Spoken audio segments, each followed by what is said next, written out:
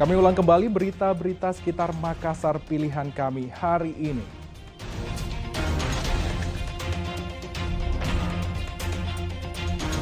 Tiga rumah ludes terbakar di Kabupaten Jeneponto.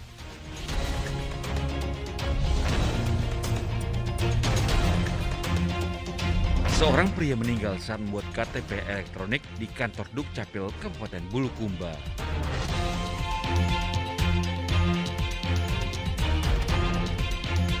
Warga sambil begadang demi minyak goreng kemasan 2 liter di Kabupaten Bulukumba.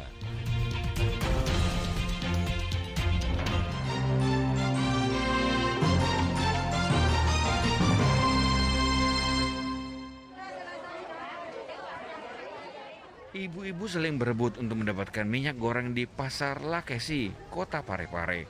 Mereka berlomba menyodorkan jerigen ke penjual agar bisa kebagian minyak goreng curah. Salah satu pedagang minyak goreng curah menyatakan stok minyak goreng yang ia dapatkan tidaklah banyak. Sang pedagang akhirnya membatasi banyaknya pembelian per orang, hanya 5 liter, agar seluruh konsumen kebagian. Minyak sekarang curah berapa, Pak? 15.000 per kilo, Pak. 15.000. Iya. Sejak kapan dah itu? Selama 1 bulan ini, 1-2 minggu terakhir ini. Kalau stoknya, Pak? Kalau stoknya susah, Pak ya? Apanya, Pak? Stoknya. Ya, sedikit-sedikit. Makanya juga sudah mulai menimbulkan antrian, Pak ya, anunya. Apanya? Banyak orang yang buru, Pak ya? Banyak, alhamdulillah, Pak. Banyak. Ya. Ini, Pak, kalau pembelian dibatasi tidak, Pak? Bukan dibatasi, cuma mau di istilahnya sih, Pak. Kebagian semua. Oh iya. Iya. Mau di apa? Mau di apa dibantu? Tidak dibatasi, Pak. Berapa nak mau. Tapi jangan ada yang terlalu banyak, ada tidak kebagian. Ibu-ibu juga memenuhi toko ini karena harga minyak goreng yang relatif terjangkau, Rp15.000 per liternya. Sayangnya meski sudah mengantre dan dibatasi pembeliannya, masih saja ada ibu-ibu yang tak kebagian minyak goreng. Bahkan langkanya stok minyak goreng ini juga membuat para pedagang makanan di pasar kesulitan berjualan, terutama makanan yang harus digoreng. Tadi, Bu, kebagian minyak goreng tadi enggak? Nggak ada dia. Kosong. Berapa jam kebagian antri, Bu? Nggak ada dia, baru ke sana. Sudah habis. Nggak habis, tidak ada. Memang susah, Bu. Susah minyak goreng sekarang? Susah.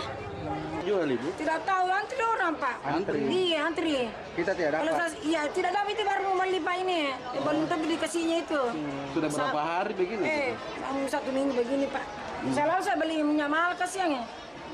Oh, sekarang minyak curah ya? Iya, minyak begini, Pak. Kan 22 begini ya. Iya. Sekarang dijual orang 25, 30. Terpaksa dibeli, Pak. Mau di apa kalau kita kan penjual. Jadi bagaimana, Bu? Pak, berhenti dulu. Tak hanya langka, harga minyak goreng pun bisa melambung tinggi. Bahkan minyak goreng kemasan 1 liter bisa dijual Rp25.000 hingga Rp30.000. Suhardi Gatang melaporkan dari Kota Parepare.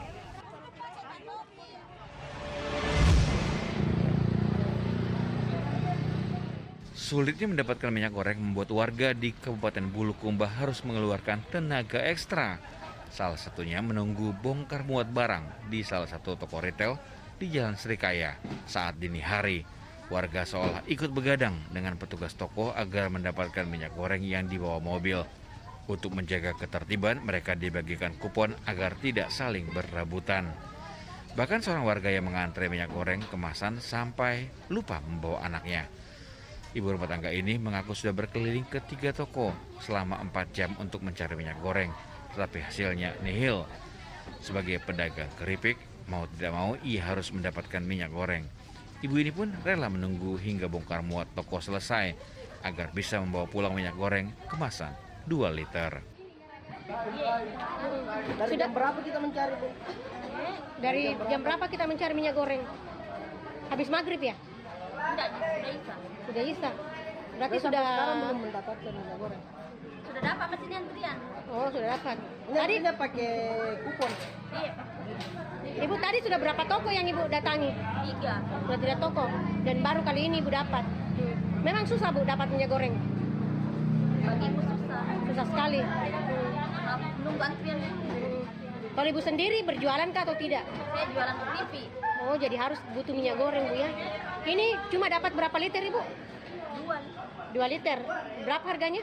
28. 28. Minyak goreng yang dibagikan tidak banyak. Pihak toko hanya membagikan 18 bungkus minyak goreng kemasan 2 liter. Kelangkaan minyak goreng sudah berlangsung dalam 3 bulan terakhir. Kondisi dikhawatirkan semakin parah karena mendekati bulan Ramadan. Andi Muhammad Sardi melaporkan dari Kabupaten Bulukumba.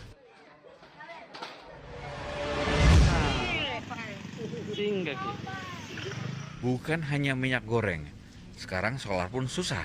Sebuah truk kedapatan berhenti di pinggir jalan Kabupaten Pindrang, bukan karena mesinnya rusak, tetapi kehabisan bahan bakar solar.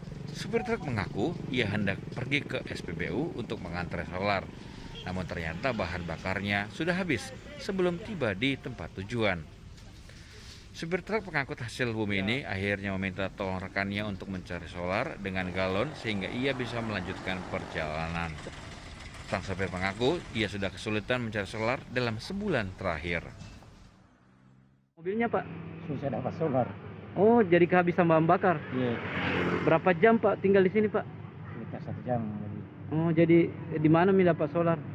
Keliling saya di Karya. Jadi Pak sudah berapa lama nih susah dapat solar Pak? Ya, Sudah berapa lama susah dapat solar? punya. Sudah berapa lama Mi tidak dapat solar ini maksudnya susah?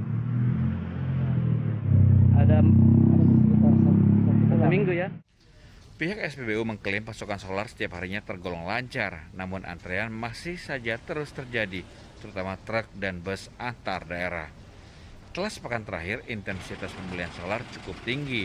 Hal ini diduga karena pengiriman barang ke berbagai daerah yang meningkat menjelang bulan Ramadan. Ina yang membuat stok solar sebanyak 16 hingga 24 kiloliter bisa ludes dalam sehari. Kebutuhan meningkat, jadi adanya ini kendala antrian solar. Mungkin kebutuhan masyarakat meningkat untuk pengguna solar. Oh, pengiriman barang menjelang bulan puasa, Budi? Iya, betul. Makanya banyak. Iya, banyak yang antri. Pokoknya setiap SPBU lah, Pak. Iya. Bukan cuma di sini saja. Kalau yang kita pesan biasanya di sini berapa per hari? Ya, kadang 16 KL, 24 KL. Itu dalam satu hari? Dalam satu hari, Pak. Nah, sejak kapan Bu pengguna solar ini meningkat? Sejak bulan. Para pengemudi kendaraan besar berharap agar ada solusi dalam mengatasi kekurangan solar di setiap SPBU, sehingga tidak mengganggu pasokan barang ke sejumlah daerah. Pak kapan? Suardi Gatang melaporkan dari Kabupaten Pindrang.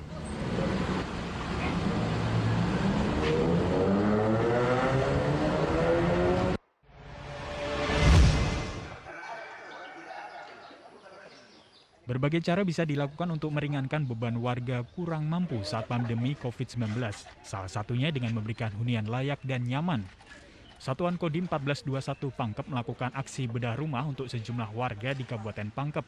Dengan bantuan sejumlah donatur dan relawan, rumah warga yang tak layak huni direhab. Warga yang menerima bantuan bedah rumah ini pun terbantu atas program ini. Kakak saya kan adiknya.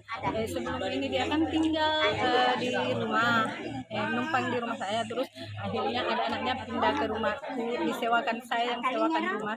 Terus pindah lagi. Akhirnya ada Pak Desa bikin inisiatif bahwa kita dari kerjasama masyarakat dengan Pak Desa dibikinkan rumah sementara begini toh, yang ini dibikinkan. Terus alhamdulillah dapat rezeki setelah 6 bulan tinggal dapat bedah rumah. Selain untuk meringankan beban masyarakat, kegiatan ini juga menjadi salah satu cara TNI mengayomi masyarakat. Kasdim 1421 Pangkep berharap program ini bisa tepat sasaran dan bisa dirasakan langsung manfaatnya oleh warga. Ada tugas sosial kepada masyarakat yang ada di Labarkan dengan Makrang, dan mereka membantu rehab rumah. Kemudian ini sebenarnya program yang dibuat oleh Basnas. Kemudian kita dilibatkan dalam situ dan ya sifatnya kita cuma membantu, sehingga bisa masyarakat terlepas dari penderitaan yang selama ini, yang tinggalnya di mana yang sudah tidak layak huni itu. Akhirnya kita kerjasama yang dibangun Basnas dengan Kodim, akhirnya kita buat seperti ini. Terdata ada 2 keluarga kini rumah mulai direhab dalam program bedah rumah kali ini. Program sosial ini terus berlanjut dengan menyasar rumah warga di wilayah Pangkep yang sudah tidak layak huni. Andi Muhammad Sardi melaporkan dari Kabupaten Pangkep.